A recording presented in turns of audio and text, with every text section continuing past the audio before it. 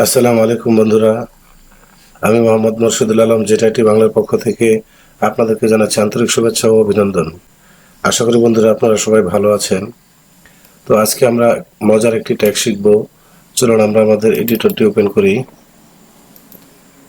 Right button click করে notepad plus plus আমাদের এডিটরে আমরা চলে আসলাম। এখান থেকে রানে যে গুগল ক্রোম দিয়ে আমরা আমাদের ব্রাউজারটি ওপেন করলাম। বন্ধুরা আজকে আমরা দেখব মার্কিউ ট্যাগের ব্যবহার। আসুন তাহলে মার্কিউ ট্যাগটি লিখি, MARQUE মার্কিউ। মার্কিউ ট্যাগটি শেষ করতে হয়।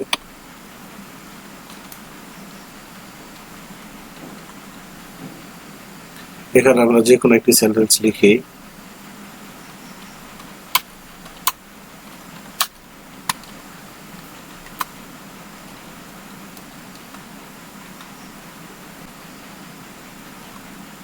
লিখলাম this is my first paragraph. এখন ফাইলটি সেভ করি, কন্ট্রোল এস দিয়ে সেভ করলাম এবং রিলোড দিই। দেখতে পাচ্ছেন আমার সেন্টেন্সটি this is my first paragraph ডান পাশ থেকে বাম পাশে স্ক্রল করছে। মার্কিউ ট্যাগ ব্যবহার করে এই কাজটি করা যায়। এখানে আমরা একটা কালার ব্যবহার করি, ব্যাকগ্রাউন্ড কালার, তাহলে আমাদের বুঝতে সুবিধা হবে। বেজি কালার, বেজি কালার এখানে আমরা সায়ান নামে একটি কালার আছে, সায়ান, এটি লিখলাম। দেখতে পাচ্ছেন। তো বন্ধুরা মার্কিউ ট্যাগ ব্যবহার করে আমরা সুন্দর একটি ইফেক্ট তৈরি করলাম।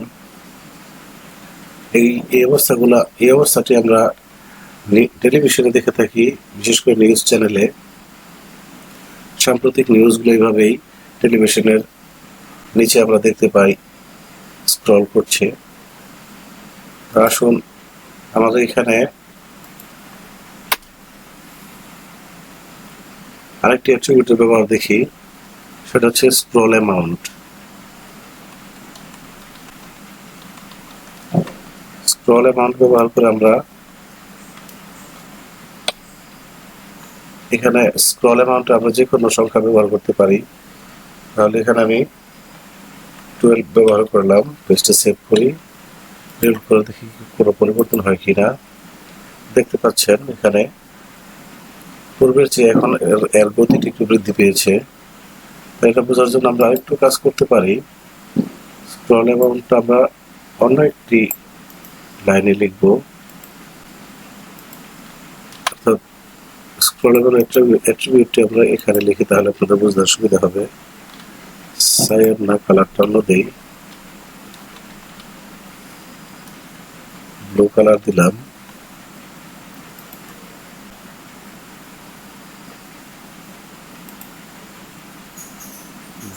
ব্লু কালার দিলাম। এখন পেজটি সেভ করে রিলোড দিই। এখন দেখতে পাচ্ছেন এর চেয়ে উপরেরটার চেয়ে নিচেরটার গতি কিন্তু অনেক বেশি। অর্থাৎ স্ক্রল অ্যামাউন্ট অ্যাট্রিবিউট ব্যবহার করে আমরা এর গতি বৃদ্ধি করতে পারি। আর কি কি করা যায় আসুন দেখি। এখন আমার ইচ্ছে হচ্ছে যে এখন বাম থেকে ডানে স্ক্রল করানো যাবে কিনা। আসুন দেখি, অবশ্যই আছে। এর জন্য আমাদের আরেকটি অ্যাট্রিবিউট ব্যবহার করতে হবে, সেটা হচ্ছে ডিরেকশন।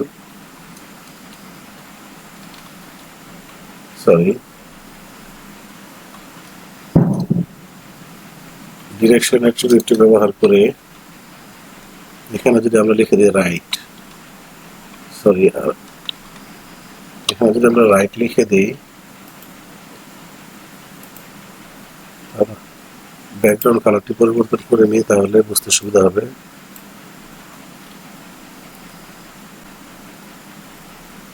এখানে দিই sky blue, sky blue.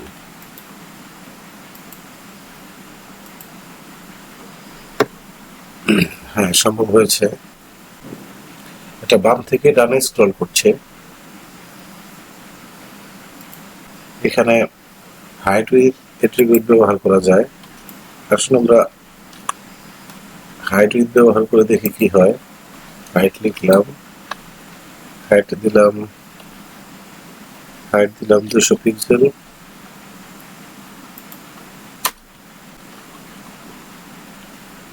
Width দিলাম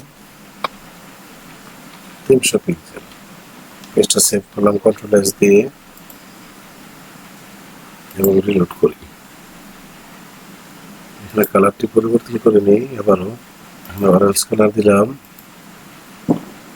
এখানে দেখতে পাচ্ছেন অরেঞ্জ কালার দুটি, এখানে আমি কালার পরিবর্তন করে নিই, কালার পরিবর্তন করে নেই।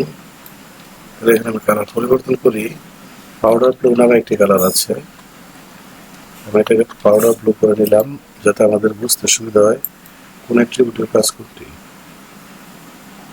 এটা তো পাউডার ব্লু না, এটা কি কালার হলো, POW হবে, পাউ।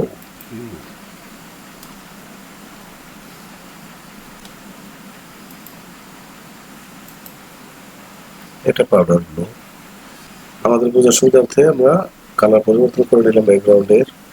তাহলে এখানে আমরা ডিরেকশনের জায়গার মধ্যে আরেকটি ভ্যালু ব্যবহার করব, সেটা হচ্ছে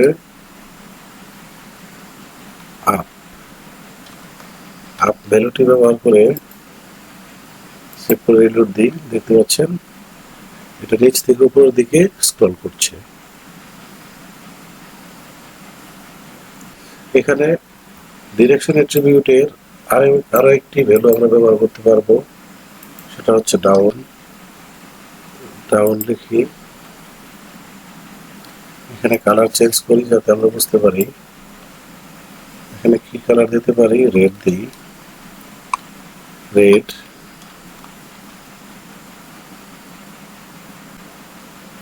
তাহলে এখানে আমরা ডাউন ব্যবহার করব ভ্যালু।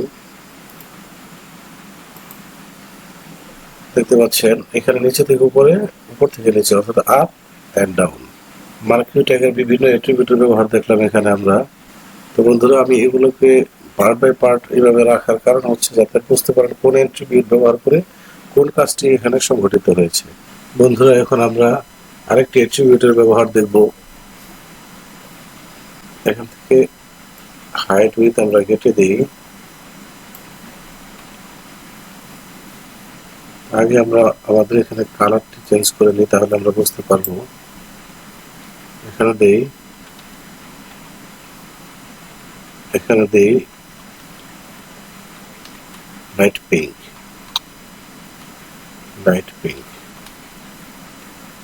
তো অ্যাট্রিবিউটটি হচ্ছে আমাদের, এটা এই অ্যাট্রিবিউটটি দরকার নেই। এখানে অ্যাট্রিবিউটটি হচ্ছে বিহেভিয়ার, BHAVIOR, বিহেভিয়ার অ্যাট্রিবিউটের দুটি ভ্যালু হয়। এর মধ্যে একটি স্ক্রল, যা আমরা দেখতে পাচ্ছি, স্ক্রলের সাথে আমরা পরিচিত আছি। এখন আরেকটি হচ্ছে স্লাইড। তো স্লাইড ভ্যালু ব্যবহার করে কি হয় সেটি দেখবো এখন। SLIDE, slide. পেজটি সেভ করি, রিলোড দিই।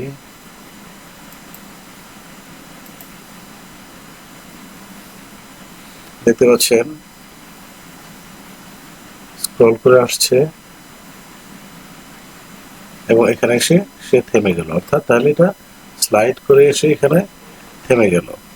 স্লাইড ভ্যালু দিয়ে এই কাজটি করা যায়, অর্থাৎ স্লাইড ভ্যালুর কাজ এটাই, এখানে স্লাইড করে এসে এখানে থেমে যাবে।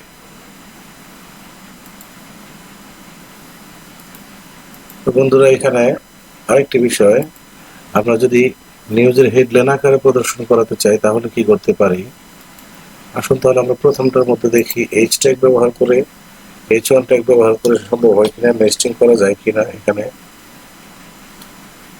H2 লিখলাম, H1 লিখি, এখানে H1 ট্যাগটি শেষ করি, সেভ এন্ড রিলোড। দেখতে পাচ্ছেন H1 ট্যাগ আমরা মার্কেট ট্যাগের ভিতরে ব্যবহার করতে পেরেছি। এখন আমাদের হেডলাইনটি H1 ট্যাগের ভিতরে রাখার কারণে হেডিং লাগছে, অর্থাৎ একটি নিউজের হেডিং এর মতো লাগছে। তো এখন আরো ইচ্ছে করলে আরো অনেক কিছু করা যেতে পারে বিভিন্ন অ্যাট্রিবিউট বা ভ্যালু ব্যবহার করে। তো এখন যদি এই টেক্সটের কালার পরিবর্তন করতে চান এখানে, তাহলে এটা সম্ভব না, HTML দিয়ে এটা সম্ভব না, CSS দিয়ে আমরা পারবো এটি করতে। বন্ধুরা এখানে আরেকটি কাজ আমরা করতে পারি, হাইড উইথ ব্যবহার করে। আমরা বিহেভিয়ারটা বাদ দিলাম, হাইট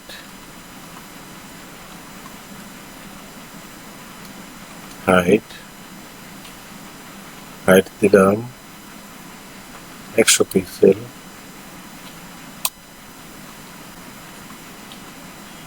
উইথ 50% দিই। 50% দিলে আমাদের ব্রাউজার উইন্ডো হাফ দেখাবে। তাহলে এখানে আমরা এটাকে কেটে লাইট গ্রিন দিয়ে দেখি কোনো কালার আছে কিনা। লাইট গ্রিন নামে কোনো কালার আছে কিনা দেখি, আছে একটি কালার। তাহলে আমরা এখানে কি করতে চেয়েছিলাম, আমরা চেয়েছিলাম অর্থাৎ 50%। এখানে দেখতে পাচ্ছেন যে আমাদের ব্রাউজারের 50% থেকে সে শুরু হচ্ছে এবং এখানে শেষ হচ্ছে। তো এটাকে যদি আমরা উইডথটা একটু কমিয়ে দিই, হাইটটা একটু কমিয়ে দিই, হাইটটা অনলি 20 দিয়ে দিই, 20 পিক্সেল। আচ্ছা তাহলে ঠিক আছে, 20 পিক্সেল। তো এখন আমরা যদি চাই এই স্ক্রল বারটিকে যদি আমরা ডানে বামে সরাতে চাই কিংবা মাঝখানে রাখতে চাই, সেজন্য আমাদেরকে এখানে একটা পি ট্যাগ নিতে হবে।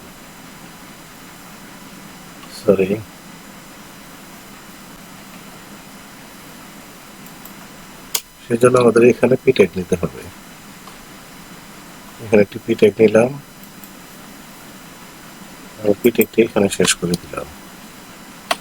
অর্থাৎ এটুকুই আমাদের প্রয়োজন। আমরা এই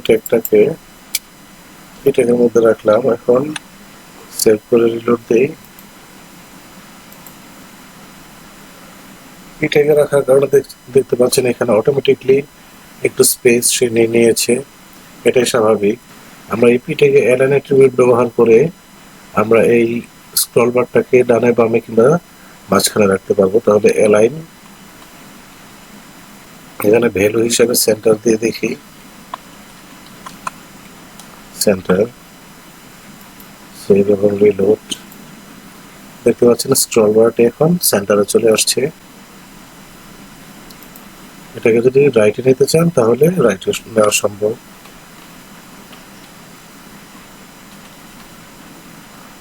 রাইটে নিতে চাইলে রাইটে নেওয়া সম্ভব।